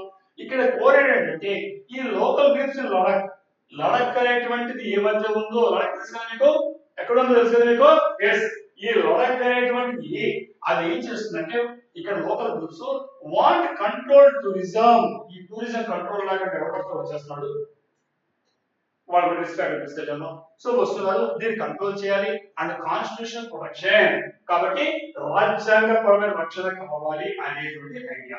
మరి దాంట్లో న్యూస్ లో ఎందుకు వచ్చిందంటే resolution to restrict out side investment, బయట వాళ్ళు వచ్చి పెట్టుబడి పెడుతున్నారు మా ప్రాంతంలో, ఎక్కడ లడక్ లో, అలాగే పెట్టడం వల్ల మాకు నష్టాలు జరుగుతున్నాయి. ఆ demand for 6th schedule status, 6th schedule status మీరు ఆల్రెడీ చదివారు. 5th షెడ్యూల్, 6th షెడ్యూల్ ఆంథ్రోపాలజీలో భాగంగా ట్రైబల్ ఇండియాలో డీటెయిల్స్ చెప్పాను, మీకు ఆల్రెడీ పాలిటీలో వచ్చింది. సో ఆంధ్రప్రదేశ్ కూడా 5th షెడ్యూల్, ఎందుకంటే అప్పుడు 9 స్టేట్స్ ఉన్నాయి, ఇప్పుడు మన ట్రైబల్ పీపుల్ ఎక్కువ చూడటానికి మనం 5th షెడ్యూల్ చేసాం. ఎలా జరిగింది అని మీకు డిస్కస్ చేశాను, నేను కసారా అని డిస్కస్ చేశాను. మరి దాంట్లో తెలంగాణ వచ్చింది 10 రాష్ట్రాలు. 5th షెడ్యూల్ ఏమైతే 6th షెడ్యూల్ కాని ప్రాంతాలు ట్రైబల్ మనం 5th షెడ్యూల్ ఉన్నాం. మరి 6th షెడ్యూల్ ఏం చెప్పుకొచ్చాం మనం, గుర్తుంది కదా, ఏం చెప్పాం, నార్త్ ఈస్ట్ లో ఉండేటువంటి ఏం చెప్పుకొచ్చాము, మిజోరాం. సో కాబట్టి మనము అస్సాం కావచ్చు, త్రిపుర కావచ్చు, మేఘాలయ కావచ్చు, మిజోరాం కావచ్చు, ఈ 4 రాష్ట్రాల్లో మనకు 6th షెడ్యూల్ చెప్పాం.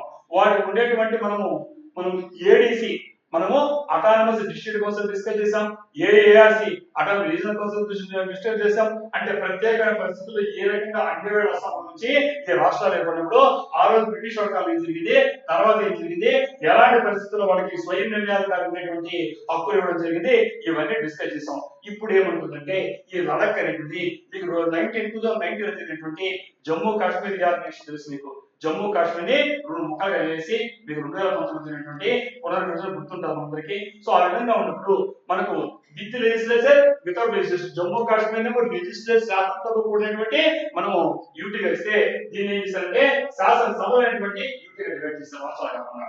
అంటే అక్కడ ఉండేటువంటి ప్రత్యేక పరిస్థితి అందరికీ తెలిసిన విషయమే. సో అలాంటి పరిస్థితుల్లో లడక్ ఏం చేస్తుందంటే నాకు ప్రత్యేకమైనటువంటి 6th షెడ్యూల్ లో ఏవైతే మనం మాట్లాడుకున్నామో ఈ ఏటీఎంఎం అనే పేరుతో అస్సాం, త్రిపుర, మనము మేఘాలయ విషయంలో మాట్లాడుతున్నామో అలాంటి వాటికి ఉండేటువంటి వాటి ప్రత్యేకమైన హక్కులు ఉన్నాయి. జ్యుడిషియరీ కావచ్చు, లెజిస్లేచర్ కావచ్చు, ఎగ్జిక్యూటివ్ కావచ్చు, స్వయం నిర్ణయాలు కావాలో అధికారాలు ఉండేటువంటి స్వయం ప్రతిపత్తి ప్రాంతాల్లో కూడా ట్రైబల్ పీపుల్, అక్కడ మాకు కూడా 95% ఉన్నటువంటి ట్రైబల్ పీపుల్ మాకు ప్రత్యేకమైనటువంటి దాన్ని ఇవ్వండి గతంలో ఉండేటువంటి ప్రభుత్వాలు హామీ ఇచ్చేసి దాని తర్వాత 4 తెలుసుకున్నాయి.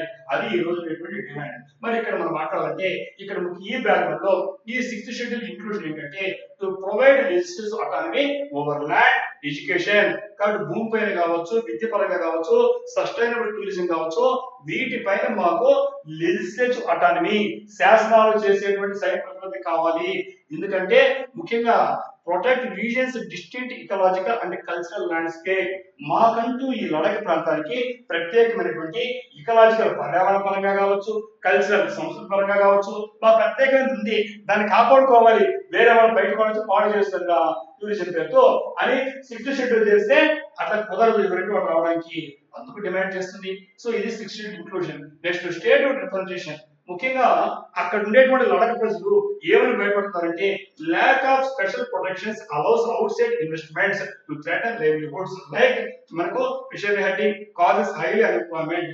మీరు ఈ రోజు ఎవరినంటే వాళ్ళని మాకు అలౌ చేయడం వల్ల మాకు హక్కులకు భంగం అవుతాయి, స్థానికులు భయపడుతున్నారు. ముఖ్యంగా అక్కడ లైవ్లీహుడ్ అంటే వాళ్ళకంతా చిన్న గొర్రె పిల్లలు గమనించుకోండి. ప్రత్యేకంగా ఏంటంటే లడఖ ప్రాంతంలో చిన్న గున్ని తయారు చేస్తారు, దాని నుంచి పండిస్తారు, గొర్రెలు అని చూస్తుంటారు. సో అలాంటి వాటిపై ఆధారపడేటువంటి వాళ్ళు అక్కడ అన్ఎంప్లాయ్మెంట్ ఉందంటే దాదాపుగా 26.5% గ్రాడ్యుయేట్స్ నిరుద్యోగులు ఉన్నారు. ఎలాంటి ఉద్యోగం లేదు వాళ్ళకి. సో ఇలాంటి పరిస్థితుల్లో మేము మాకేమవుతుందంటే మీరు కానీ ఇస్తే స్టేట్ రిప్రజెంటేషన్ ఇవ్వండి అని మిమ్మల్ని ఇస్తే మాకు ముఖ్యంగా బయట నుంచి ఇన్వెస్ట్మెంట్ ఆగిపోతే కానీ బాగుపడం మేము అని అడుగుతున్నారు.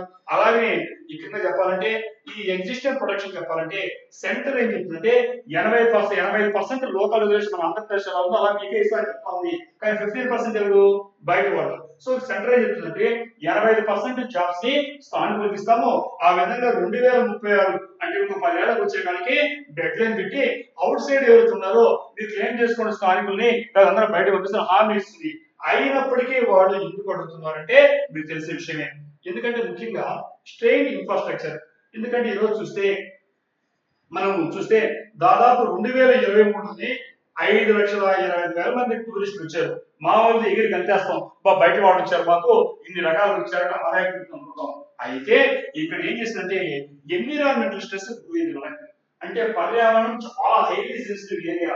ఇంతమంది యాత్రికులు వస్తే మీ చెత్తా చెదరం కానీ చదివేసుకొని ఈ పర్యావరణం అవసరమైపోతే భయపడతారు. ఒక్క సంవత్సరంలోనే ఒక చిన్న ప్రాంతంలో 5,25,000 మంది టూరిస్టులు పర్యాటకులు బయట ప్రాంతం వాళ్ళు వచ్చారంటే ఆ పర్యావరణ నష్టాలను ఊహించుకోవచ్చు. కాబట్టి స్ట్రెయిట్ ఇన్ఫ్రాస్ట్రక్చర్. నెక్స్ట్ వచ్చే రోడ్లు అన్ని ధ్వంసం అయిపోతాయి బయటకు వచ్చారంటే.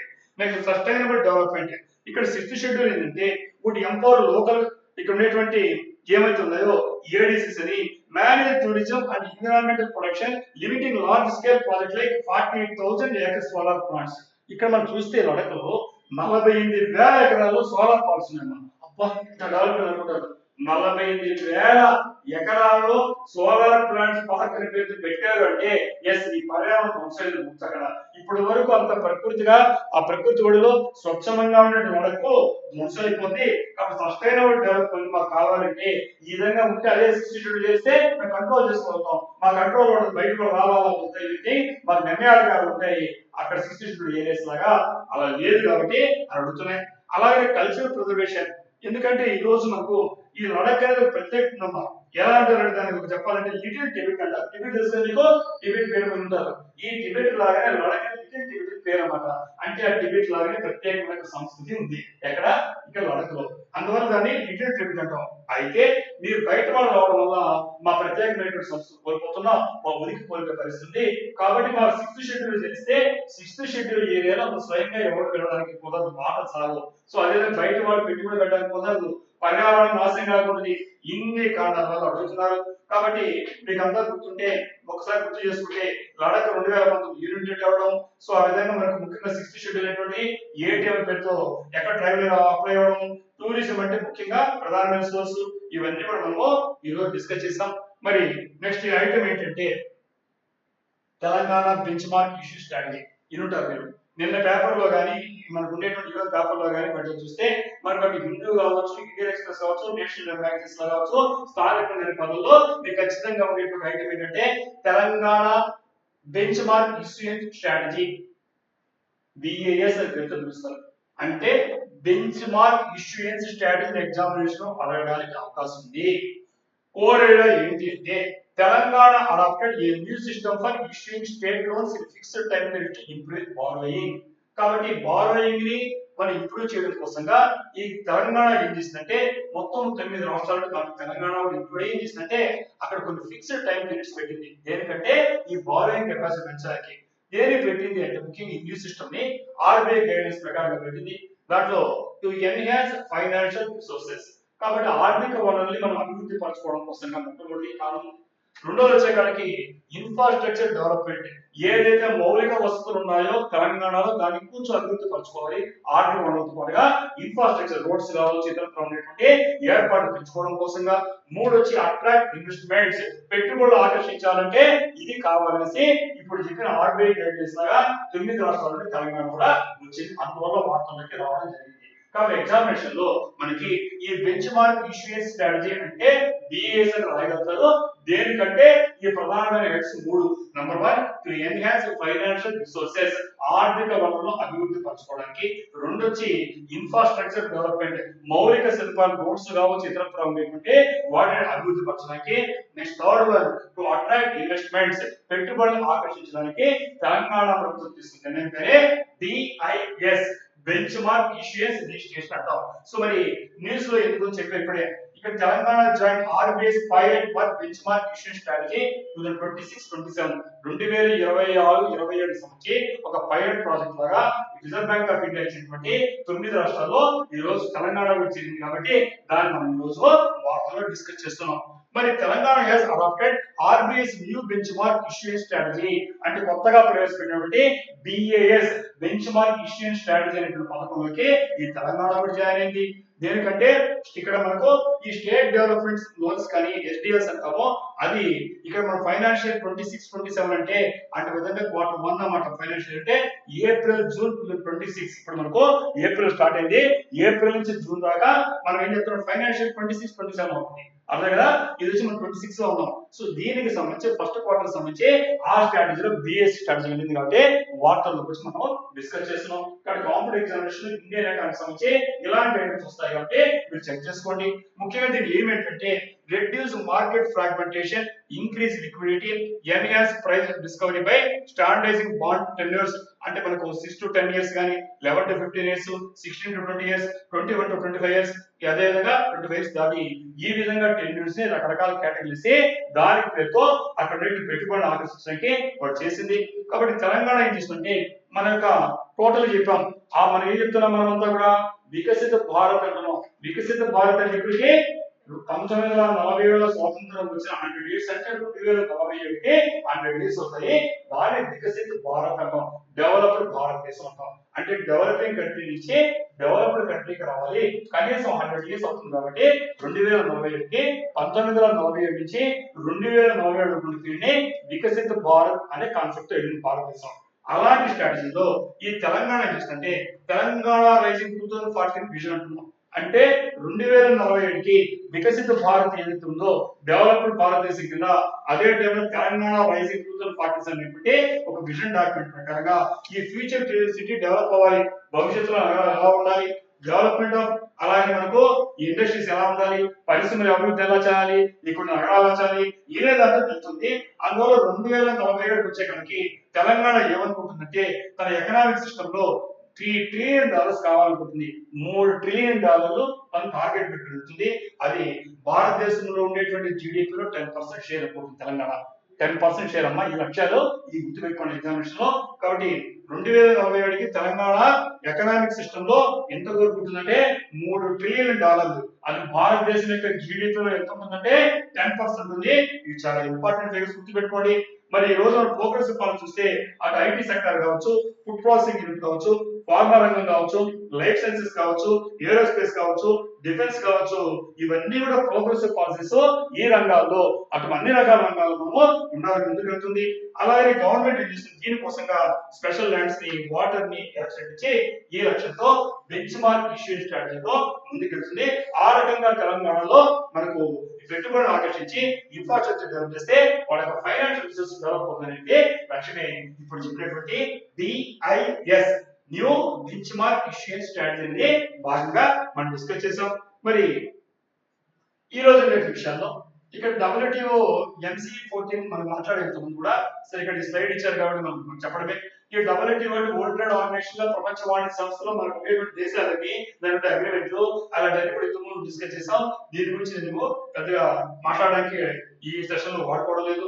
మరి లాస్ట్ సెషన్ ఏంటంటే మరి ఈ సెషన్ లో last item debate on executive term limits. అంటే ఎగ్జిక్యూటివ్ మనకు తెలుసు, మనకి ఇక్కడ ఈ డెమోక్రసీలో 3 రకాలైనటువంటి ఉన్నాయి. ఒకటి జ్యుడిషియరీ ఉంది, ఎగ్జిక్యూటివ్ ఉంది, లెజిస్లేటివ్ ఉంది. ఇక్కడ మనం ఎవరైతే ఎగ్జిక్యూటివ్ ఉంటారో వాళ్ళకి సంబంధించిన టైం ఎంత ఉండాలి? 5 ఏళ్ళైనా ఒకసారిగా 2 సార్లు 3 సార్లు డిబేట్ పాస్ అవుతుంది. దాంట్లో భాగంగా న్యూస్ పేపర్ వచ్చిన వాటిని మనం ఇప్పుడు డిస్కస్ చేస్తున్నాం. ఇక్కడ India has no limit on how long a prime minister can stay in power. ఈ ప్రైమ్ మినిస్టర్ అనేవాడు ఎగ్జిక్యూటివ్ లో ఈ రోజు మనకు ఈ ప్రధానమంత్రి అనేవాడు అసలు ఎన్నిసార్లు ఉండొచ్చు అనే దానికి యాక్చువల్ గా ఇక్కడ మనకు మెన్షన్ కావాలి. అదే కానీ మనకు యుఎస్ లో వాటిలో క్లియర్ ఉంటుంది, మన దాంట్లో లేదు. కాబట్టి ఇక్కడ no term limit for PM India. భారతదేశంలో పిఎం ఇన్ని టర్మ్స్ ఎక్కడ లేదు. కాబట్టి దీని గురించి డిబేట్ జరిగింది. Discussion after long tenure of PM leadership India. భారతదేశంలో సుదీర్ఘకాలంలో ఒకే రకమైన వ్యక్తి ఉండొచ్చా ఉండకూడదా అనేటువంటి డిబేట్ ఇట్స్ గోయింగ్ ఆన్. ఇది మనం పొలిటికల్ గా మాట్లాడినా ఎగ్జామినేషన్ పాయింట్ లో ఎస్ఐ అవకాశం ఉంది కాబట్టి దారి స్పీచ్ అక్కడ చూసుకోవడానికి అవకాశం ఉంది కాబట్టి ఈ ఐటమ్ నేను డిస్కస్ చేస్తాను. ముఖ్యంగా మనం మాట్లాడితే ఇక్కడ మనం ఈ ఇంపార్టెంట్ ఏంటంటే టర్మ్ లిమిట్. మాక్సిమం టైం ఇయ్యడం హోల్డ్ ఆఫీస్. టర్మ్ లిమిట్ అంటే ఒక నాయకుడు అనేవాడు తన యొక్క పదవిలో ఇంతకాలం ఉండొచ్చు అని చెప్పేదాన్ని టర్మ్ లిమిట్ అంటున్నాం. అలాగే anti defection law prevents party switching. ఈ ఆయారం గయారం అంటే ఈ పార్టీలో గెలుస్తాడు, ఆ పార్టీలో గెలుస్తాడు, ఈ పార్టీ అయితే ఆ పార్టీలో గెలుస్తాడు. సో ఇలాంటివన్నీ యాంటీ డిఫెక్షన్ లా అంటున్నాం. అంటే పార్టీ ఫిరాయింపు నిరోధక చట్టం గురించి ఇది చెక్ చేసుకోండి. అలాగే నో కాన్ఫిడెన్స్ మోషన్ ఈ రోజు చూశారు. ఈ రోజు లోక్సభ కావచ్చు, రాజ్యసభ కావచ్చు, మనకి ఈ రోజు ఏం రిజెక్ట్ చేస్తారు నెక్స్ట్ సెషన్ లో మాట్లాడుతున్నాం. కాబట్టి రిమోవ్స్ గవర్నమెంట్. ఈ కాబట్టి అవిశ్వాస తీర్మానం పెట్టినప్పుడు గవర్నమెంట్ ని వ్యతిరేకంగా మాకు వద్దు అని నమ్మకం లేదని చెప్పినప్పుడు దానికి ఇలాంటి టెర్మినల్స్ ఇండియన్ పార్టీలో డిస్కస్ చేశారో మళ్ళీ ఒకసారి చెక్ చేసుకుని చెప్తున్నారు. మరి ఈ రోజు మనం చూస్తే ఈ పార్లమెంట్ ఆఫ్ ఇండియా గురించి, సుప్రీం కోర్ట్ ఆఫ్ ఇండియా గురించి వాటి మధ్యలో లేనటువంటి అప్పుడు ఈ కాంట్రవర్సీస్ లాగా చూడండి. అలాగే మనకు ఉండేటువంటి దాంట్లో ఇక్కడ యాంటీ డిఫెక్షన్ దేంట్లో ఉందంటే 10th షెడ్యూల్ లో ఉంది. అలాగే మనకు ఆర్టికల్ 75(3) ఏంటంటే కలెక్టివ్ రెస్పాన్సిబిలిటీ అంటే సమిష్టి బాధ్యత గురించి మాట్లాడుతుంది. సో ఇక్కడ మనం చూస్తున్నాం ఇక్కడ PMs who have face no confidence motion ఎవరైతే అవిశ్వాస తీర్మానం ఎదుర్కొన్నటువంటి ప్రధానమంత్రులు ఇక్కడ చూస్తున్నాం. ఇక్కడ నరేంద్ర మోడీ విల్ ఇక్కడ మనకు battle is second one in parliament. So Indira Gandhi defeated 15 of them అని చెప్పేసి 15 ఎదుర్కొని చెప్పారు. ఇందిరాగాంధీ, లాల్ బహదూర్ శాస్త్రి, పివి నరసింహారావు, మొరార్జీ దేశాయ్, నరేంద్ర మోడీ, జవహర్లాల్ నెహ్రూ, రాజీవ్ గాంధీ, అటల్ బిహారీ వాజ్పేయి ఇవన్నీ కూడా చూస్తున్నాం. ఏవైతే ఇక్కడ గ్రీన్ లో వచ్చిందో డిఫీటెడ్ ద మోషన్ అంటే ఈ మోషన్ ని అవిశ్వాసాన్ని మనం ఓడించగలిగారు. సో ఆ విధంగా ఎన్నిసార్లు ఓడించి ఎన్నిసార్లు జరుగుతున్నా కూడా ఇవ్వడం జరిగింది. ఇక్కడ రిజైన్ బిఫోర్ ద ఓట్ అసలు ఓటింగ్ జరగకముందే తప్పుకున్న వాళ్ళని ఇక్కడ చూస్తున్నాం. ఒకే ఒకరు కనిపిస్తున్నారు మొరార్జీ దేశాయ్.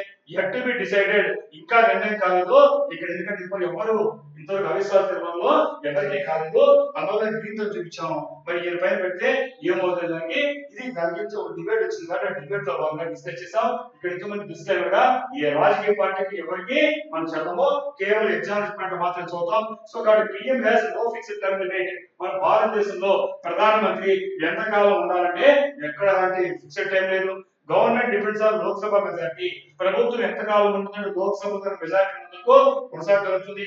యాంటీ డిఫెక్షన్ లాగా ఏంటంటే పార్టీ డిసిప్లైన్. ఎందుకంటే అవినీతి ఏంటంటే ఒక పార్టీని నమ్మి ఓట్లు ఇస్తే వీళ్ళ పార్టీ తరఫు గెలిచి ఒక పార్టీ వదిలేస్తున్నారు ప్రలోభానికి. సో కాబట్టి పార్టీ డిసిప్లైన్ కాకుండా ఒక నైతిక విలువకు కట్టుబడుతుందా అవసరం వస్తుంది.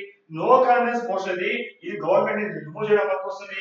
అదే యుఎస్ ప్రెసిడెంట్ అయితే 2 టర్మ్లు ఉంటాయి కదా, భారతదేశంలో పెడితే ఎలా ఉంటుంది చట్టాలు లేవు. సో ఇలాంటి సో మనకు ఉండేటువంటి మనం ఇండియన్ పాలిటిక్స్ సంబంధించినటువంటి అంశాలు జరిగినప్పుడు ఈ అంశాలు డిస్కస్ చేస్తాము. సో మరిన్ని అంశాలతో కొత్త అంశాలతో ఇంకో సెషన్ లో మళ్ళీ కలుస్తాం. Until then I wish you all the success.